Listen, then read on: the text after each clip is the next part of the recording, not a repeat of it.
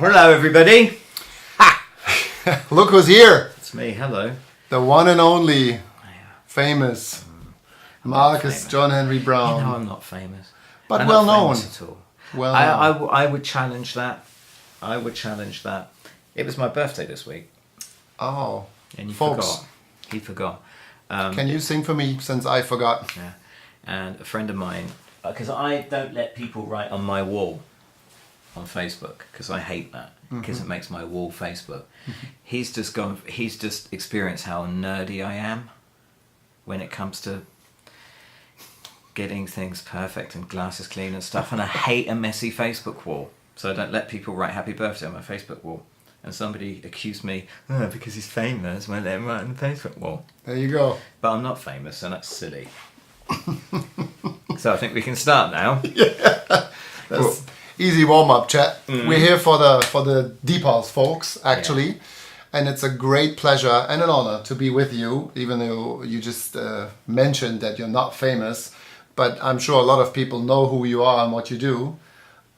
Recently, quite a lot of people had the chance to see you at Republica. That was amazing. If you were there, thank you so much for coming. It was great shouting at you. And if you were not there, you should check out the video on YouTube. But this is actually the place where a lot of the magic happens. So Marcus was so kind to invite me in and show me around.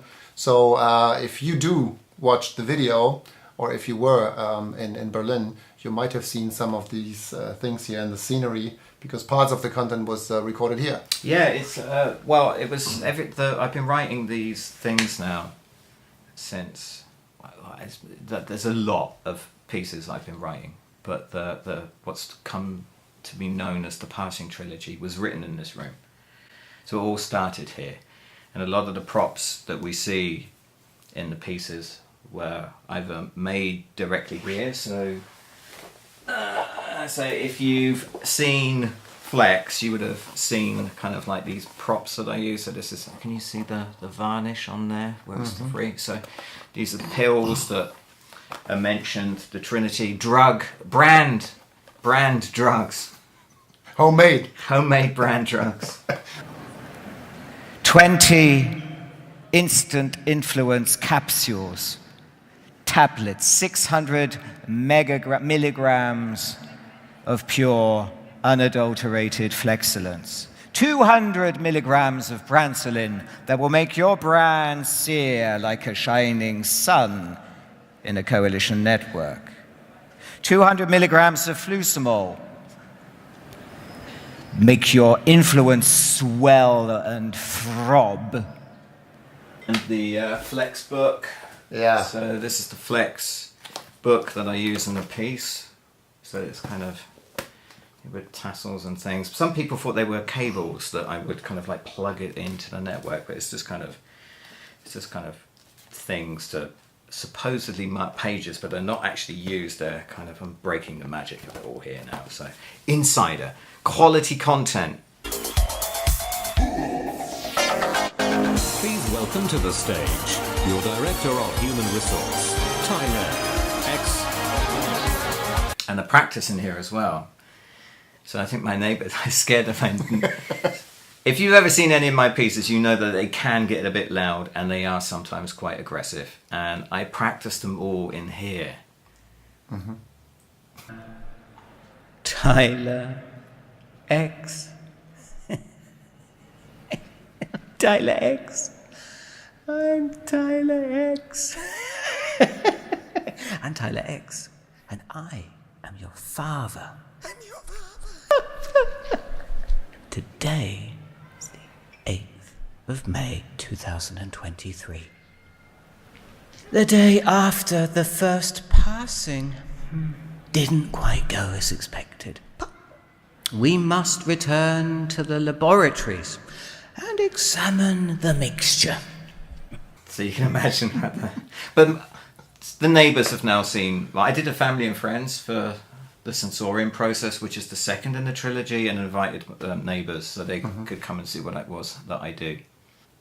There's a much better way of telling important stories that in a way that people will engage with them and understand them and literally sit down and properly think about what the person is saying. So the next time I came back, I came back with my first performance, which is a thing called the Snowden pitch, and explored the idea of the whole thing around Edward Snowden being a marketing campaign. So I play an executive from a covert innovation agency called the Black Operatives Department, who pitched the idea of having a whistleblower to the NSA, so that using that whistleblower to tell the world how great their products are. That piece still resonates with me now. Every time I see another thing pop up in Spiegel Online or something about another thing which has come, I always think, yeah, he really isn't. He's a marketing campaign. If you look at everybody out there who's in, my marketing and advertising friends out there, have a sit down and look at what it looks like and feels like. It feels like an advertising campaign.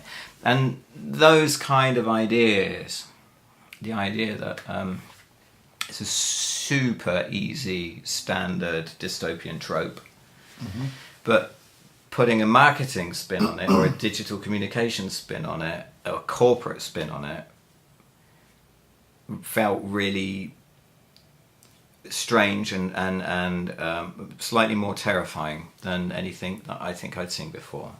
You've seen them, Definitely. So so that was the thinking behind them. It was like, what would happen if people in these huge marketing conferences that we all know and love in Germany, I will not mention any names, what would happen if any of those people decided to rule the world? And if they would talk to each other, right, and combine technologies and the knowledge and...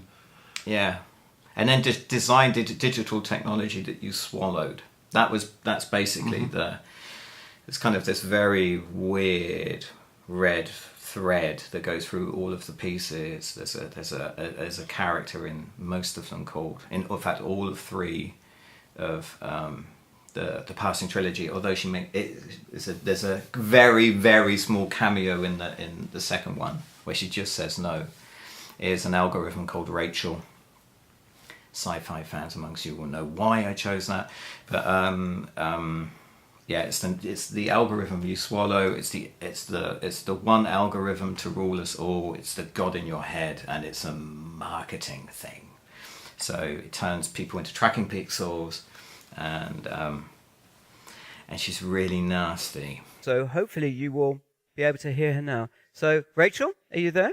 I am Rachel. Ah, hello Rachel. Good morning. How are you? Johnston. Yes? Good morning. Good morning, Rachel. Your brand levels are particularly low this morning. You are now dangerously close to low benchmark syndrome. Your KPIs are looking terrible. Yeah. Embarrassing. It's not embarrassing. Now, listen. I'm here with 415-year-olds, and they're going in to the passing tomorrow. So would you just introduce yourself, please? I am Rachel. Real-time, algorithmic, chemical, hallucinogenic, enhancement. Lady. I am network. I am coalition. I am control. Yes, you are, aren't you? Now, could you maybe show the children what they can do with you, or what you can do, what you're capable of? I can do everything. Yes. I can see everything. I can be everything to everybody at any time. I soar through the sky, clouds, wires and veins. I am chemical. I am pixel. I am electricity. Can you feel the network? Do you feel me, Johnston? Yes. I am in you now. Yes, you are, aren't you? Now, so that's kind of, the thinking behind them, and the thing I've just done in the Republica, which some of you may have seen with the black cross, is the final piece, which actually sits in the middle, which explains how we get from the Sensorium Process, which is a strategy kickoff. Truly corporate, all of it. It's all really corporate, guys. It's super corporate. So it's a strategy kickoff where this company called Coalition Innovation decides it's going to become something more than that. It's going to become bigger. It's going to make the world great again. So it's a kick-off that explains how that's going to happen. And the actual piece, which is called The Passing, which was the first piece in the series,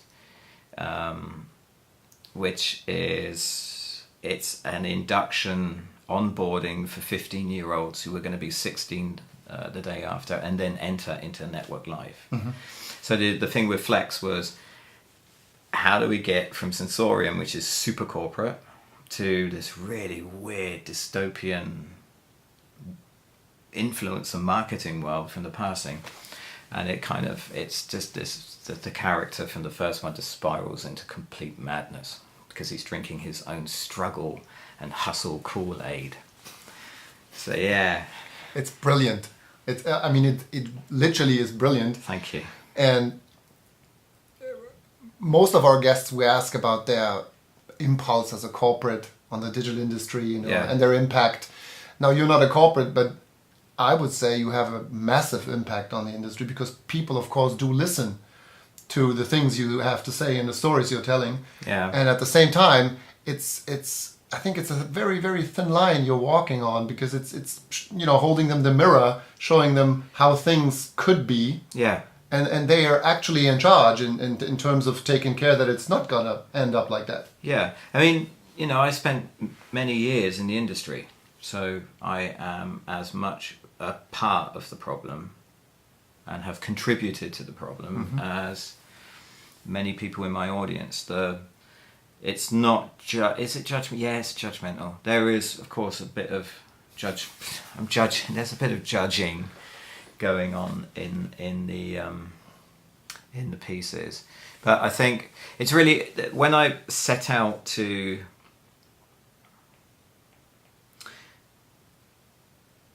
I studied art and I struggled, and when I came to Germany in '93, I learned German, and I was working in doing a job. I was actually working in a copy shop, just getting money, learning how to growing up. I was 23 or 24 when I came here, and but I was also working as an artist, so I was doing kind of like big digital things, and that's when an agency, Amirati Puris Lintas, for the old guys out there in Frankfurt, a guy called Richard Lawrence, who was my very first creative director and my mentor, and now a dear friend, spotted the website for that.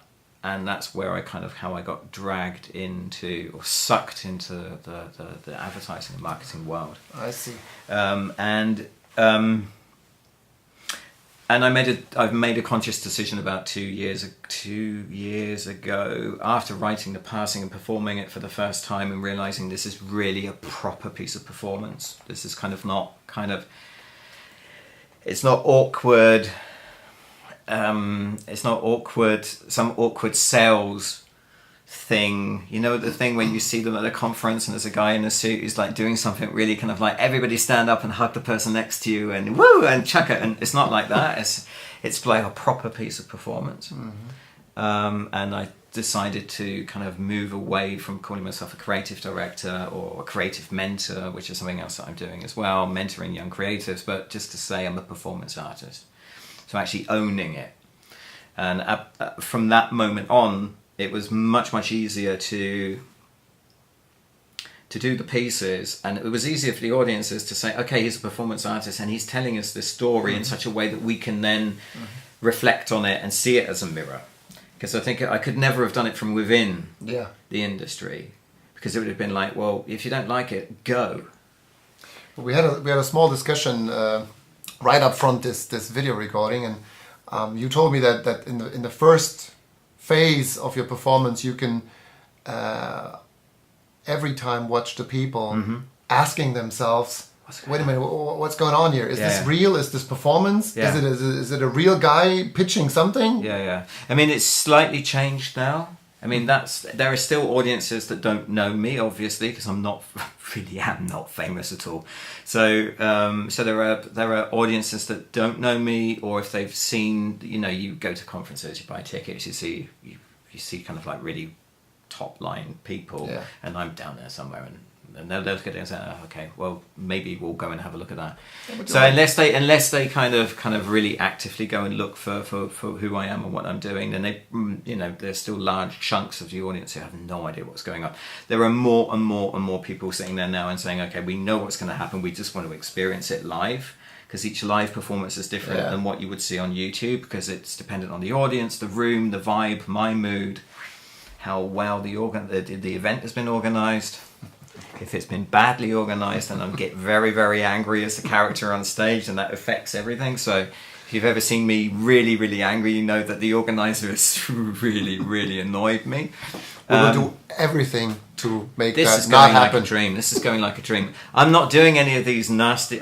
We'll get to that in a minute. But yeah, so I still get lots and lots of faces that kind of. Hang on a minute. Is this I thought we were here to talk about programmatic advertising, banners and stuff. I thought, how to leverage Facebook. Yeah. And there's me standing on the stage in a suit, looking like, and got a clipboard, this is the one I use in the passing. This is Johnston's thing. It says, "Morning, children, welcome." I thought, what's he doing? So I still get that, and it's really nice to watch them go through. There were 3 phases. They're written in a very classic 3-act kind of thing. So there are 3 phases to this, and you can just kind of like watch the audience go from to oh, and then to oh my God, he's really going to do that. So that happens in the passing in the Sensorium process. But the one in the middle, Flex, which has only been seen once and performed once, 2 weeks ago now. I'm still getting over it. I miss it. I want to do it again. I spent no so doubt. much of my life in that piece. It's like when we first had our briefing chat, I'd been in that universe of Flex for something like, I don't know, five solid weeks. And the last 3 weeks was like practicing and getting into it and going through all of the ups and downs and horrors of kind of creating a new piece of work. But it's so obviously nothing other than a performance, because I come on stage, I've got this white face, black eyes, a big black cross across Really my scary. face. Very, very scary. My wife refuses to be in the same room with me. Because you're a totally different person then. Well, it's quite odd because I did some of the filming that you see in Flex in this room. So, this is a it's a very small room, but I managed to get quite a lot of value out of the room. But she refused to be in the same room with me when I was made up as Tyler, the guy, the character's called Tyler. And I'm like, but darling, it's me. She says, no, don't look at me. Don't look at me. Take those contact lenses out. Oh, God, I can't watch it. So he is very, very scary. I wanted him to be I wanted the audience to hate him. I want him to be, he symbolizes, he's a symbol for every single thing which is wrong in the world. The impact that certain things are having on us, surveillance capitalism, neolibertarianism, sovereign individualism, and all of those kind of things. A lot of things that people in the communications and digital industries and corporations are doing, lack of responsibility, lack of taking ownership of the impact that they're having on society. I just poured them all into this horrible, horrible man who is now the ruler of the world, but he's nothing more than a director of human resource. So it's really, really corporate. It's a corporate thing. I mean, the whole thing starts off with, I welcome the audience to the day, and then we go through the agenda.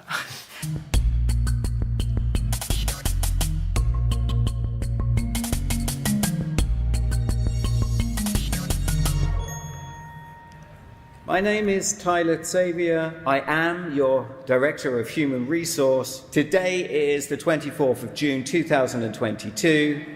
The time, 6:45 a.m. The Sensorium Process was implemented just over 18 months ago, and progress has been good. I'm delighted to tell you today that we've assimilated a good 95% of all legacy citizens into the coalition societal system. We have attracted talent from outside of the network too, and I am stoked to tell you today that we have racked up an impressive total network influence of 3.2 million hustlepreneurs. And then all hell breaks loose. We do a recap, and at the end, there's 5 things to remember. Yeah. So, but all the while, he's got black latex. You know, you can see them in the back. If you were wondering what those black latex gloves were, they're Tyler's black latex gloves. So he wears them on stage, and You even did all the props yourself, right? So you really worked for 6 months, you told me, to prepare everything and, of course, to write it and then do the rehearsal and everything. Everything you see in all of my pieces is done by me. So It's so amazing. You folks know how much work that is. Every single piece of it. So all the film is done by me, except of course for the stock images. But all of the art directors amongst you will know how long it takes to find those damn things in stock video things, and all the photos of stock and stuff. But it's because Flex is there is very, very little stock photography in it, and all the slides are designed by me. Every single film is done by me. The makeup that you see on stage and in the films is done by me. The photographs were done by a guy called Raimund Verschpohl. So the posters you may have seen of that photograph, that amazing shot is done by Raimund. The original makeup was done by a makeup artist called Alexandra, and we just I did a mood board and said, okay, this is what I'm going for, and he's like, I want him to look really.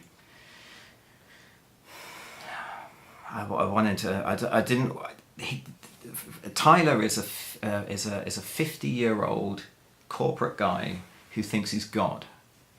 He thinks he's a pop star. So it's like a fucked up, you're going to have to beep that. Sorry. Or don't. We don't. It's like a messed up David Brent from The Office, who thinks he's really, really cool. But he's also the most evil man in the world. He's just the most powerful man in the world as well, because he's the director of human resource. I won't give watch the pieces, because then you kind of get what all that's about. But I do all of the stuff myself. Apart from that, there are some sections where I got some help from Michel Pretorius in his he's got this incredible studio that he's built for himself. And we did some filming there, which was used in the intro for Flex. So there's some slider stuff, and the stuff where the camera's really close and moving around me as a steady cam. That was Michel. But apart from that, it's all done by me. So I write it all, I design it all the PowerPoint slides are done by me, the graphics are done by me. The music in Flex, because it's actually a bit of a musical, was composed by a gentleman from the UK called Momo Tempo, who's actually called Timo Peach, but he wants to be called Momo Tempo. Okay. Which is a branding thing. You know the deal. Timo, if you're watching this, you know the deal, man. You know what I think about it. So he composed all the music. So I put together a 7-hour 1980s playlist for Timo, and a briefing and a score of, it's basically just an Excel sheet with this happens on that slide, this is the story I'm trying to tell.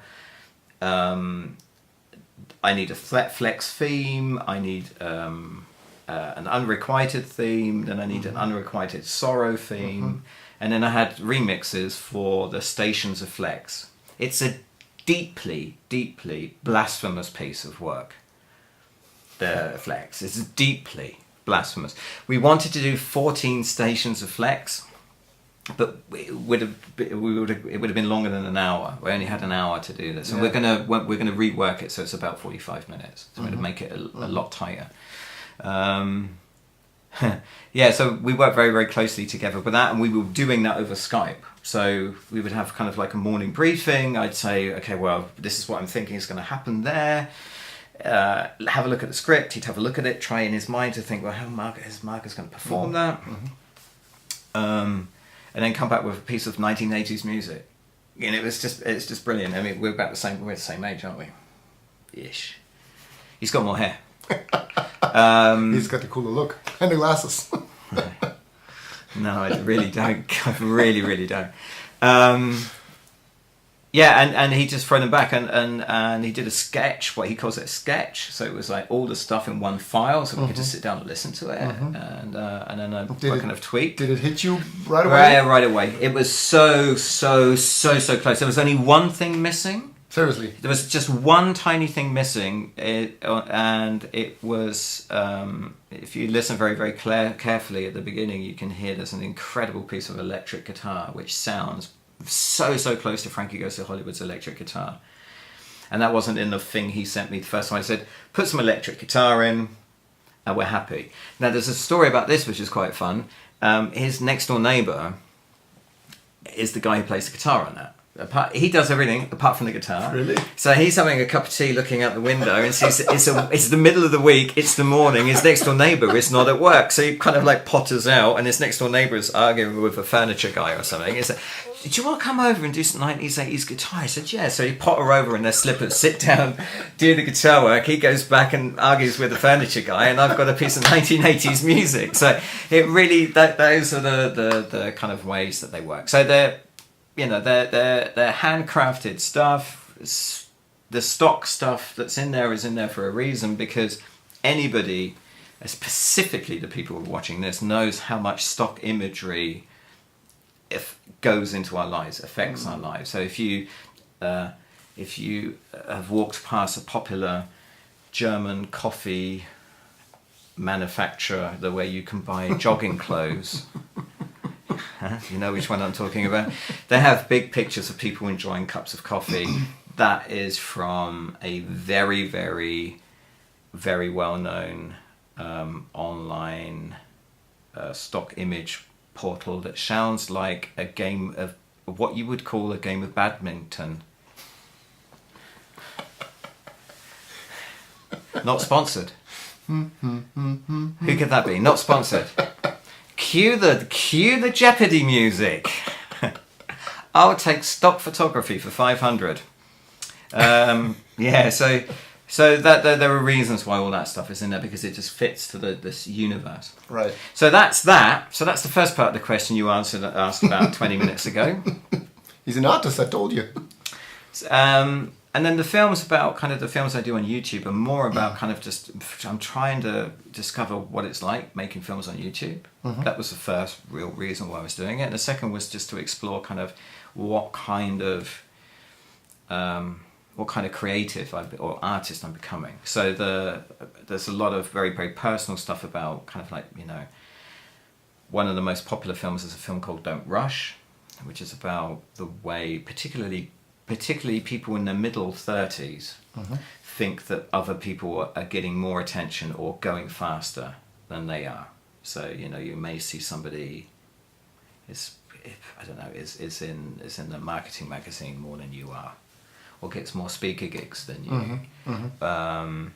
We've all been there. We've all been 35 at some point in my life. At some point in my life, you've all been middle 35. So. And this film is just about, finding pace and stuff. So they're very, very intimate kind of like films. And the Corporate Artist series is just me just trying to work out what it is I'm doing.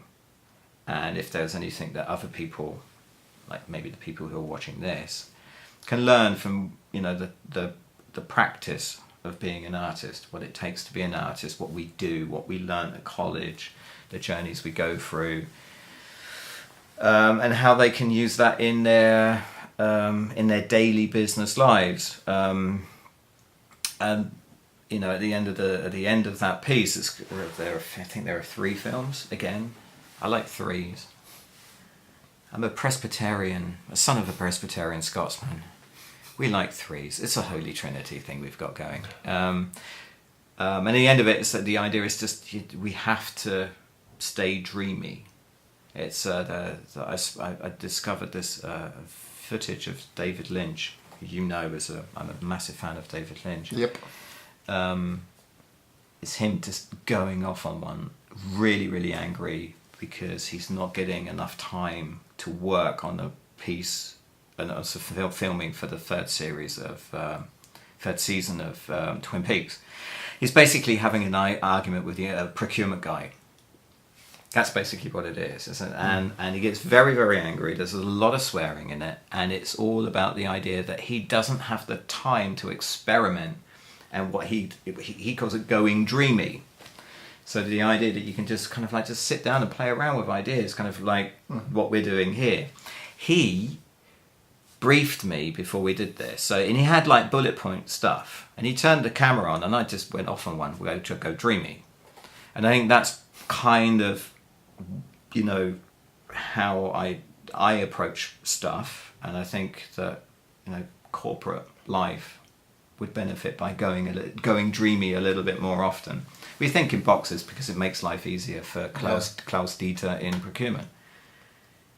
That's it. You know, Klaus Dieter's happy, he can go home, and everybody else is miserable just because he's managed to get his box ticked.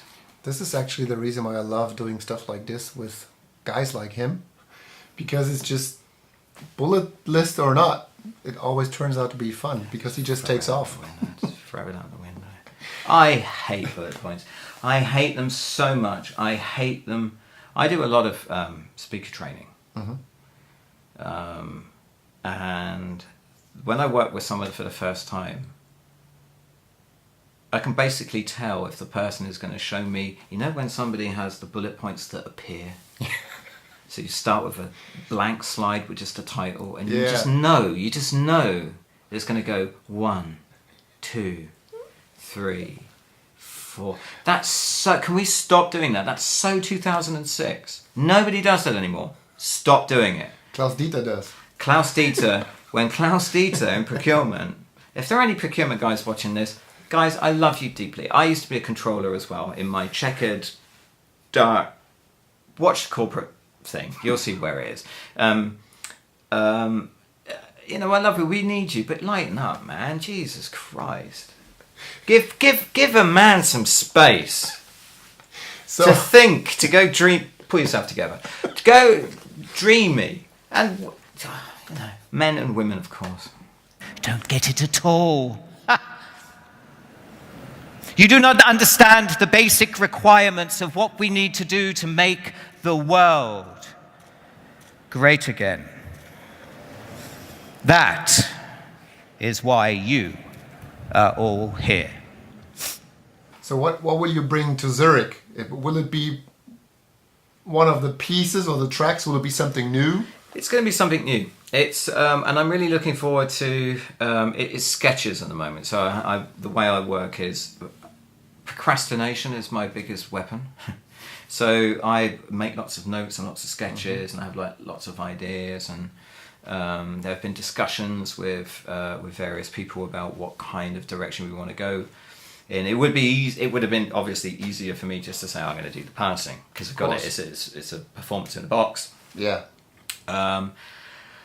What I want to do for DPAWS is I want to use DPAWS